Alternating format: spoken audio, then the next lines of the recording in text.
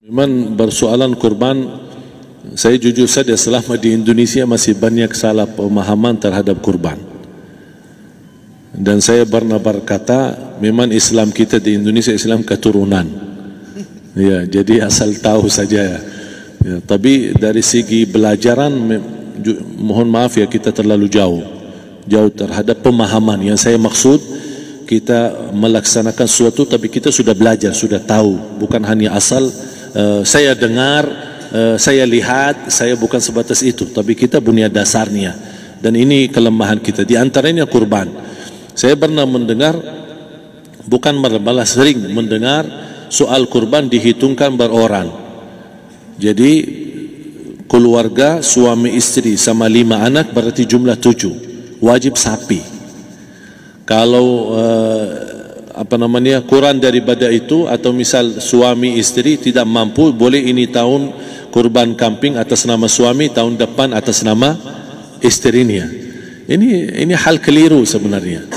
Yang dihitungkan soal kurban beda sama akikah dan beda sama zakat fitrah. Zakat fitrah sama akikah terhitung beroran. Akikah laki-laki 2 kambing, perempuan 1. Kalau tidak mampu boleh. Kalau ada kembar laki sama perempuan berarti 3 kambing. Tapi kalau tidak mampu boleh 1 kambing, tidak masalah. Dan tidak ada istilah sekarang saya kurban tapi nanti sisanya seolah-olah ada hutang sama Allah. Sesuai kemampuan kita. Di antaranya kurban. Kurban hitungannya berkeluarga, bukan beroran. Buktinya Rasulullah SAW dan juga cerita Nabi Ibrahim. Ketika Nabi Ibrahim mau sembelih Nabi Ismail, Allah turunkan apa? Mengganti sembelihan Nabi Ismail dengan ekor kambing dari surga. Berapa ekor kambing? 1. Padahal Nabi Ibrahim punya istri 2 dan anak. Ada istri Siti Hajar dan Sarah. Kemudian anaknya Ismail dan Ishak. Berarti semuanya berapa? 5. Kenapa Allah tidak turunkan 5 ekor kambing? Karena hitungannya memang 1 keluarga. Yang kedua, Rasul sendiri sembelih 2 kambing. Pertama, Bismillah atas nama Muhammad dan keluarga Nabi Muhammad. Padahal kita tahu keluarga Nabi Muhammad SAW termasuk keluarga besar. 11 istri, belum lagi anaknya laki-laki sama perempuan. Ada yang hidup maupun sudah mati. Sudah termasuk semua. Yang hidup maupun mati. Yang kedua, Rasul sembelih sembelihan yang kedua atas namaku dan umatku. Umatnya berapa miliar? Cuma 1 ekor kambing. Kenapa Rasulullah SAW berkurban atas nama dirinya dan umatnya? Saya mengambil salah satu di sini tanda sayangnya Rasul kepada umatnya. Jadi saya selalu berkata, orang miskin yang tidak mampu berkurban seharusnya bangga di hari kurban, karena Rasul sudah kurbankan duluan atas nama dia. Jadi terima kasih ya Rasulullah, ingatkan kita. Yang kita tidak mampu, Rasul sudah. Bahkan kalau Rasul sudah kurban atas nama umatnya yang tidak mampu, berarti sudah terkabul. Kita aja belum tahu kabul atau tidak kalau kita berkurban. Tapi kalau Rasul sudah terjamin makbul. Oleh sebab itu, hitungan kurban itu adalah 1 keluarga. Misal, bapa punya istri, punya anak. Itu kalau mampu sapi silahkan. Mampu 1000 sapi silahkan. Kalau soal kemampuan tidak ada masalah. Tapi kalau soal kewajiban, tidak ada wajib lebih daripada 1 ekor kambing.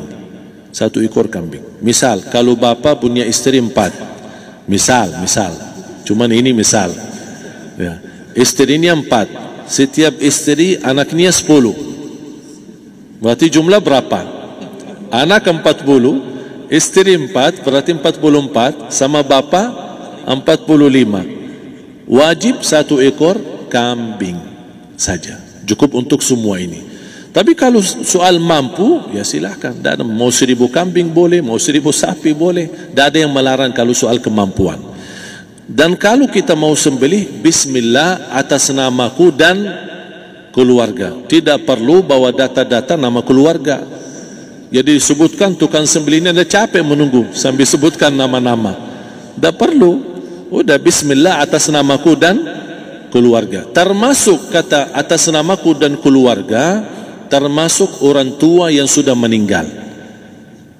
Termasuk orang tua yang sudah, karena kita adalah hasil daripada orang tua. Itu sudah termasuk, tidak perlu kita sebutkan. Ada sebagian ulama membolehkan kalau kita mampu mau khusus kambing atas nama orang tua, tidak masalah kalau kita mampu. Tapi kalau kita tidak mampu, itu sudah termasuk orang tua kita bersama keluarga besar kita. Ini salah satu kenikmatan, dan ini termasuk juga sedekah yang berguna bagi orang yang sudah meninggal di keluarga kita. Wallahu ta'ala a'lam. Dan juga masalah panitia, bisa kita mewakili. Kalau kita tidak mengerti sembelihannya dan tidak mengerti cara bagiannya. Tapi ada satu sunnah yang termasuk kehilangan sunnah ini, adalah banyak yang tidak mau makan dari hasil kurban. Padahal itu sunnah Rasul. Dari akikah boleh makan, dari kurban pun boleh makan. Bahkan sunnah SAW dibagi 3. Sepertiga pertama dihadiahkan. Maksudnya kata dihadiahkan kepada orang kaya. Misal tetangga saya tapi orang kaya, dia bukan miskin, tapi boleh saling hadiah. Karena inti daripada hadiah silaturrahim. Ada keluarga kita termasuk mampu, tapi saya kasih, ini alhamdulillah saya sembelih sapi. Barangkali dia tidak mampu, cuma sembelih kambing. Udah, kita dapat daging kambing, dia dapat daging sapi. Tapi dengan niat hadiah, bukan sedekah, karena dia bukan orang miskin yang menerima sedekah. Yang sepertiga yang kedua adalah sedekah. Sedekah itu termasuk orang miskin. Yang ketiga, kita makan sendiri. Bahkan Rasulullah SAW selepas Idul Adha, beda sama Idul Fitri. Sebelum Idul Fitri dia makan kurma, meyakinkan batalan puasa. Tapi kalau Idul Adha tidak makan dan minum sebelum salat, kenapa? Bukan berarti tidak boleh. Tapi Rasulullah SAW ingin pertama pembukaannya, buka sarapannya atau makan di pagi harinya selepas Idul Adha adalah dari hasil sembelihan kambing itu atau dari kurban.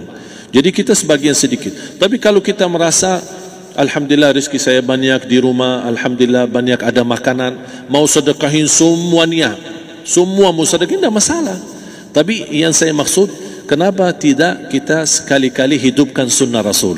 Jadi sebagian, walaupun ada sebagian sedikit lah, buat istilahnya sama sedikit porsi nasi atau apa, karena kita berhak sebagai kita kurbankan lillahi ta'ala, kita berhak menikmati kurban ini yang lillahi ta'ala supaya kita mendapatkan keberkahannya, bukan hanya orang lain.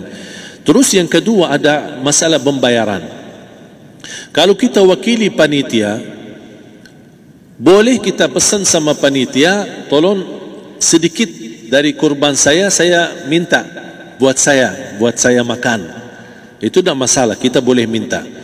Dan boleh kita wakili, tapi kita tolong ingatkan, tidak boleh pembayaran hasil sembelihan itu dari kulitnya. Ini menjadi salah satu persoalan di Indonesia. Banyak tukang sembelih datang, ketika kita tawarkan untuk sembelih ini, berapa pak? Oh tidak apa-apa, kasih aja kulitnya sama kepalanya. Jangan anda setuju, jangan anda terima. Oh maaf, saya tidak bisa. Bapak berapa ongkos sembelihannya? Kita harus sepakat dulu. Tidak, saya ikhlas, tidak apa-apa, seikhlasnya. Tapi yang penting kepalanya sama kulitnya. Itu aja yang saya minta, yang lain tidak apa-apa. Tidak boleh. Tidak boleh. Kenapa? Karena ini kurban. Kata kurban berarti lillahi ta'ala, bukan untuk jual beli. Kalau kita sudah bayar dari bagian kurban, berarti bukan lillahi ta'ala. Harus kita jaga amalan itu. Tapi bagaimana cara jalan keluarnya? Kita harus sepakat, ijab kabul. Sepakat dulu, Pak, saya udah begini, saya kasih untuk sembelihan 50.000. Bapak setuju? Ya udah setuju. Selesai kan? Sudah sembelih, sudah potong, sudah semua. Lepas ini semua kita kasih ongkos 50.000 ongkos sembelihannya. Habis itu, Pak, kulitnya sama kepala hadiah buat Bapak. Itu dah apa-apa, dah masalah. Tapi bukan untuk bayar sembelihan. Faham maksud saya? Harus dibedakan supaya jangan sampai amalan kita kurban habis biaya, habis ini malah tidak diterima karena sudah kita bayar sebagian daripada kurban. Saya silahkan bayar apa yang kita sepakati, mau hadiahkan kepada dia karena kita tidak bisa guna. Buat apa yang kita mau gunain kulitnya? Tidak bisa. Tapi mereka, buat mereka lebih berguna, oleh karena itu kita bisa hadiahkan untuk mereka. Bahkan kita bisa juga kasih daging untuk mereka bisa menikmati sebagai sedekah. Wallahu ta'ala alam. Ini yang sudah mulai tipis di Indonesia, Pak. Coba lihat pejabat kita sekarang, Pak. Bandingkan pejabat Jepang. Pejabat Jepang, Pak, baru dituduh korupsi, sudah mundur. Bukan cuma mundur, Pak, nak bunuh dirinya karena dituduh kalau tidak terbukti. Jepang, kita bukan lagi dituduh, sudah dipenjara, masuk lagi caleg. Coba mikir, ini Indonesia, Pak. Pencuri, perampok, koruptor. Bapak mulai sekarang yang curi uang negara jangan kau bilang koruptor, cantik sekali disebutnya. Bilang kau perampok, panga. Orang Bugis bilang panga, pencuri.